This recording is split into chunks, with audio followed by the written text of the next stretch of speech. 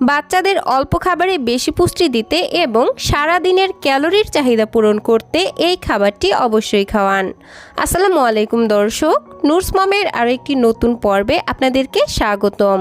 আমার আজকের আয়োজনে বাচ্চাদের জন্য খুবই পুষ্টিকর, ক্যালোরিবহুল এবং মজাদার একটি নাস্তার রেসিপি নিয়ে হাজির হয়েছি। খাবারটি তৈরি করে 8 মাস থেকে 10 বছর বয়সী বাচ্চাদেরকে সকাল, দুপুর অথবা রাতের প্রধান খাবার হিসেবে খাওয়াতে পারবেন।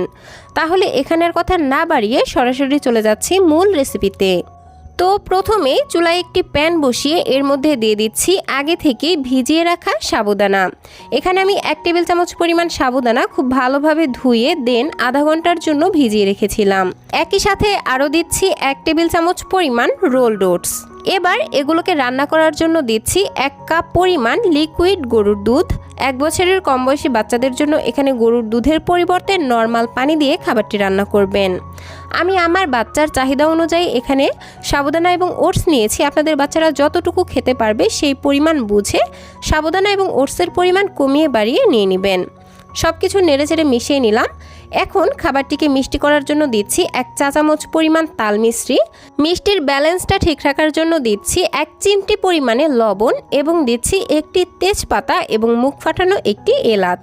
এলাচ এবং তেজপাতা দেওয়ার কারণে খাবারটি থেকে খুবই সুন্দর একটি ফ্লেভার বের হবে, যার কারণে খাবারটি খেতে ভালো লাগবে এবং বাচ্চারাও খুবই পছন্দ করে খাবে।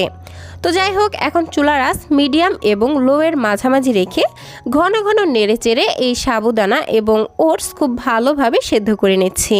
দর্শক, বাড়ন্ত বয়সী একটি শিশুর সঠিকভাবে বেড়ে ওঠার জন্য তাদের প্রতিদিনের খাদ্য তালিকায় অবশ্যই সুষম এবং পুষ্টিকর খাবার রাখা প্রয়োজন।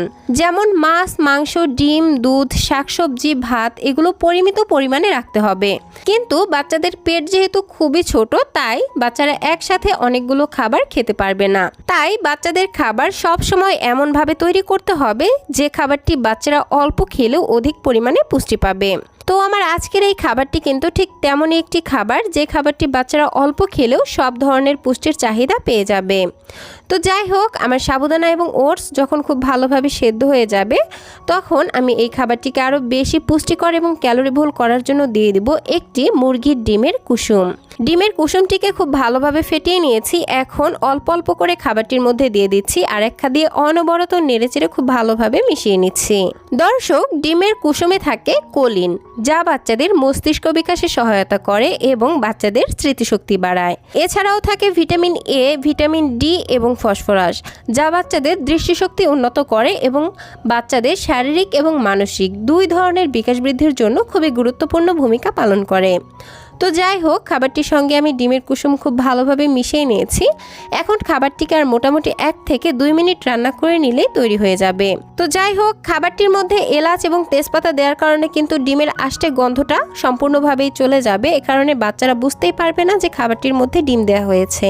তো যাই হোক, নামানোর আগে আমি এখানে 1/2 চা চামচ পরিমাণ ঘি অ্যাড করব। আর ঘিতে রয়েছে গুড ফ্যাট এবং ক্যালোরি, যা বাচ্চাদের দ্রুত ওজন ও স্মৃতিশক্তি বাড়াতে সহায়তা করে। আর ঠিক এরকম একটু লিকুইড থাকা অবস্থায় চুলা থেকে নামিয়ে নিব। তো তৈরি হয়ে গেল বাচ্চাদের জন্য ভীষণই ক্যালোরিবহুল, পুষ্টিগুণে ভরপুর এবং মজাদার একটি খাবারের রেসিপি। এই খাবারটি তৈরি করে বাচ্চাকে সকালের নাস্তায় অথবা রাতের প্রধান খাবার হিসেবে দিতে পারবেন। বাচ্চারা অল্প খাবারে বেশি পুষ্টি পাবে এবং সারা দিনের প্রায় অধিকাংশ পুষ্টির চাহিদাই পূরণ করে দেবে এই খাবারটি।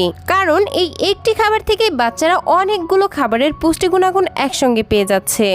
তো দর্শক, এই ছিল আমার আজকের আয়োজন। ভিডিওটি ভালো লাগলে প্লিজ একটি লাইক দিবেন এবং আমার আজকের এই রেসিপিটি কেমন লাগলো সেটা ছোট্ট একটি কমেন্টের মাধ্যমে জানাতে একদমই ভুলবেন না।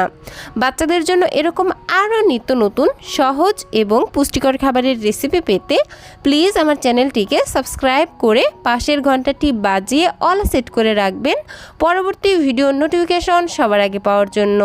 আজকের মতো বিদায় নিচ্ছি। সবাই ভালো থাকবেন, সুস্থ থাকবেন। আল্লাহ হাফেজ। আসসালামু আলাইকুম।